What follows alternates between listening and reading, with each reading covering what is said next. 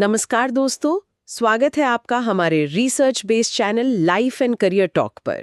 ये एक ऐसा प्लेटफॉर्म है जो आपको टॉप प्रिवेलिंग इंडस्ट्रीज के अपडेट्स, करियर टिप्स और सक्सेसफुल लाइफ स्टेप्स के बारे में सिंपल और प्रैक्टिकल तरीके से बताता है।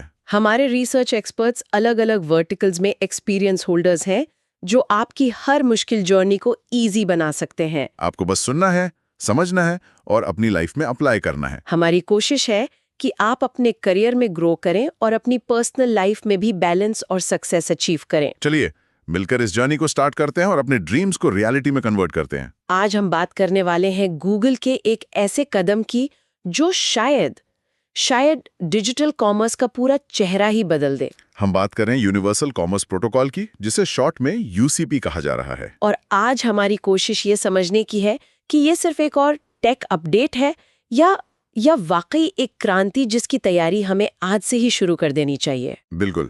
इस पूरे बदलाव को समझने के लिए मेरे ख्याल से सबसे अच्छा उदाहरण है यूपीआई का। हाँ बिल्कुल, याद कीजिए 2016 से पहले का टाइम, जब किसी को पैसे भेजना मतलब एक पूरा प्रोजेक्ट होता था। अरे प्रोजेक्ट ही था।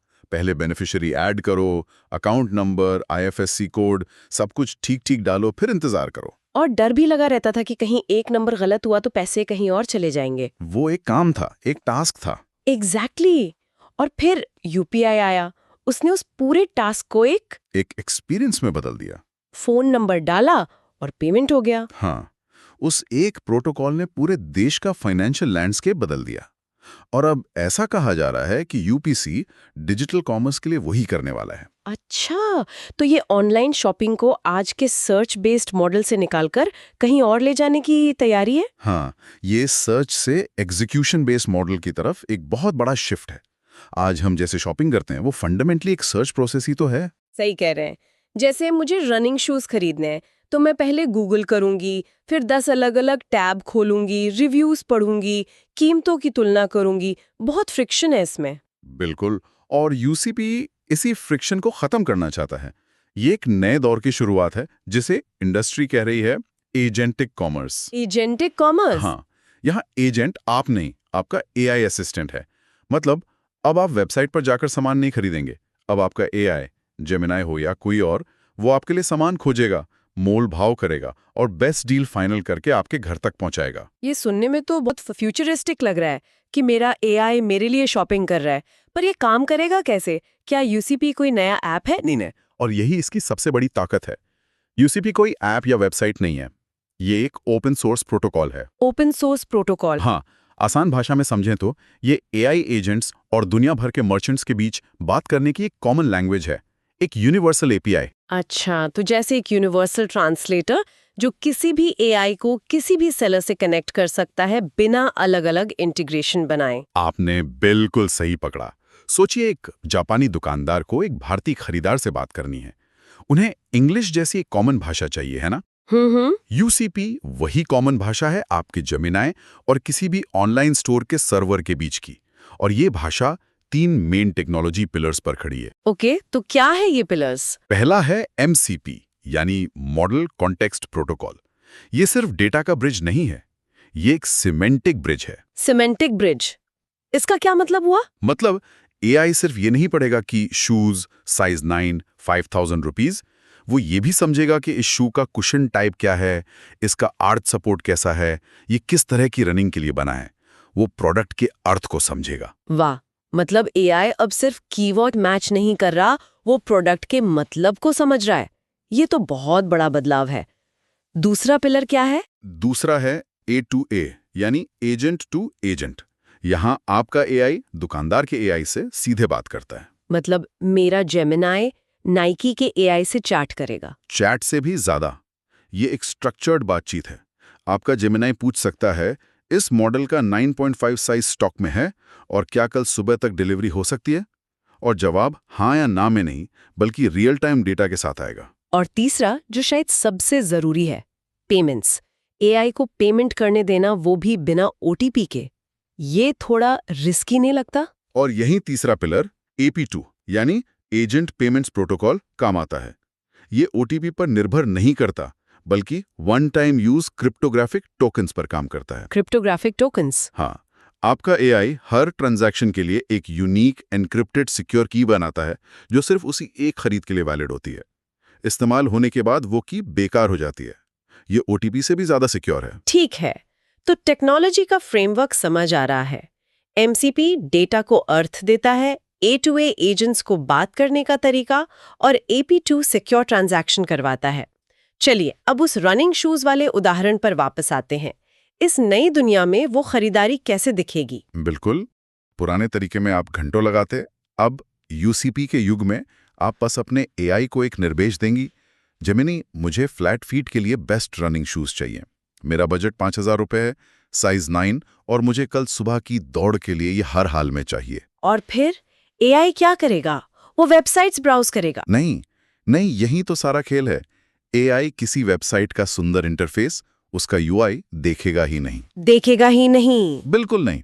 यूसीपी का इस्तेमाल करके वो सीधे नाइकी, एडिडास और हजारों दूसरे सेलर्स के बैकएंड सर्वर से बात करेगा। एमसीपी के जरिए वो समझेगा कि कौन से शूज वाकई फ्लैट फीट के लिए हैं। A2A के जरिए वो रियल टाइम स्टॉक और डिलीवरी टाइम कंफर्म करेगा। और ये सब बैकग्राउंड में होगा? कुछ ही सेकंड्स में बैकग्राउंड में। और जब उसे सबसे अच्छी डील मिल जाएगी, वो AP2 का इस्तेमाल करके पेमेंट कर देगा। आपको शायद बस एक नोटिफिकेशन आएगा, your running shoes will be delivered by 7 AM tomorrow.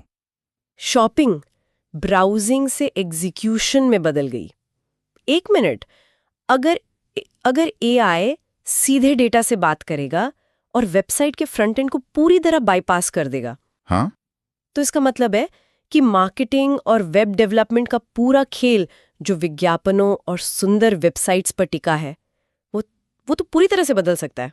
अब हम इस बातचीत के सबसे जरूरी हिस्से में आ रहे हैं, इसके परिणाम। सबसे बड़ा सवाल यही है, क्या ये प्रोटोकॉल वेबसाइट्स और ऐप्स के अंत की शुरुआत है? अगर एआई को आपके सुंदर यूआई यूएक्स से कोई मतलब ही नहीं, तो उसकी जरूरत किसे पड़ेगी? ये तो उन लाखों डेवलपर्स और डिजाइनर्स के लिए बहुत बड़ा सवाल है जिनका काम ही यूजर इंटरफेस बनाना है। क्या उनकी जॉब खतरे में है? के लिए सुंदर इंटरफेस बनाना नहीं, बल्कि एआई के लिए सुंदर डेटा बनाना होगा। ऐसा डेटा जो वेल स्ट्रक्चर्ड हो। फोकस यूआई यूएक्स से हटकर डेटा एक्सपीरियंस यानी डीएक्स पर शिफ्ट हो सकता है। और डिजिटल मार्केटिंग का क्या? एसईओ की पूरी इंडस्ट्री तो गूगल सर्च पर ही बनी है। अगर लोग सर्च ही नहीं करेंगे तो एसईओ का क्या होगा? ये एसईओ का अंत नहीं, उसका एवोल्यूशन है। इसे आप एजेंट ऑप्टिमाइजेशन या एजेंटिक एसईओ कह सकते हैं। Agentic SEO? हाँ, अब लड़ाई गूगल के पहले पेज पर आने की नहीं होगी, बल्कि जेमिनी या चैट जीपीटी के टॉप रिकमेंडेशन बनने की होगी। और ये कीवर्ड स्टफिंग से नहीं होगा, ये होगा सबसे भरोसेमंद और स्ट्रक्चर्ड प्रोडक्ट डेटा देने से। मार्केटिंग का फोकस अब इंसान को लुभाने से हटकर एआई को समझाने पर शिफ्ट हो जाएगा। तो ये कीवर्ड्स की लड़ाई नहीं, बल्कि डेटा की सच्चाई और भरोसे की लड़ाई होगी। लेकिन क्या अमेजन और फ्लिपकार्ट जैसे बड़े प्लेयर्स इसे आसानी से अपना लेंगे? ये $1 मिलियन का सवाल है। वो चाहेंगे कि आप अमेजन ऐप में आकर उनके एआई से बात करें। सही बात। लेकिन यूपीआई ने हमें सिखाया है कि अगर कोई ओपन प्रोटोकॉल यूजर के लिए इतना सुविधाजनक हो, तो बड़े से बड़े प्लेयर को भी उसे अपनाना पड़ता है। और छोटे व्यापारियों और D2C ब्रांड्स के लिए ये कैसा होगा? एक मौका या एक नया खतरा? मेरे ख्याल से उनके लिए एक बहुत बड़ा, शायद एक ऐतिहासिक मौका है। अभी एक छोटा ब्रांड अमेजॉन के मार्केटिंग बजट से मुकाबला नहीं कर सकता। सही बात है। लेकिन यूसीपी की दुनिया में अगर आपका प्रोडक्ट बेस्ट है, आपकी कीमत अच्छी है और आपका डेटा एआई के लिए परफेक्टली स्ट्रक्चर्ड है, तो जेमिनी आपके प्रोडक्ट को अमेजॉन के प्रोडक्ट के ऊपर रेकमेंड कर सकता है। क्योंकि एआई को ब्रांड के साइज से फर्क नहीं पड़ता। अच्छा, उससे सिर्फ डेटा से फर्क पड़ता है।